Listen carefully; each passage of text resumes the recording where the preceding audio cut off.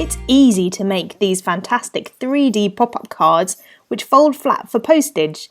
We'll be showing you how in this video, based on this design created by Vicky Bailey for Papercraft Inspirations issue 153. Start with your piece of card measuring 12 by 4 inches and score it following the template which you will find downloaded from our website papercraftinspirationsmagazine.co.uk.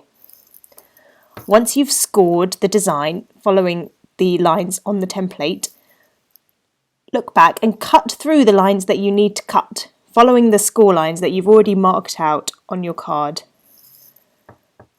On the right-hand side of the card, you want to create a small tab which you'll use later when you're assembling the card. Also, in the top half of the box, you need to cut the flaps. So using a metal ruler and a cutting mat, you can line up the lines on the cutting mat alongside the score lines that you've made and just cut through a couple of times to release the flaps from the template to help build your box shape. The template will tell you which of the score lines you need to cut through to make these flaps. Now it's time to decorate your box card by cutting squares half an inch smaller than the squares on your template to decorate both the front and the back of the box. The square next to the tab needs a full square of card on the front and the back to help keep it stiff and to provide decoration. Glue the flap liberally and fold the box round so that the tab is sticking on the inside of the box.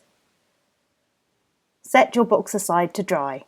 Use the same card colour that you used to make the box to make 2 inserts measuring 2 by 4.5 inches each, and score and fold the ends at half an inch in from each end. This gives you 2 inserts that will fit inside the box with the folded ends sitting in like tabs. This is what you can build the pop-up elements of the design on. This design uses a trellis die to build up the floral shapes on inside the card.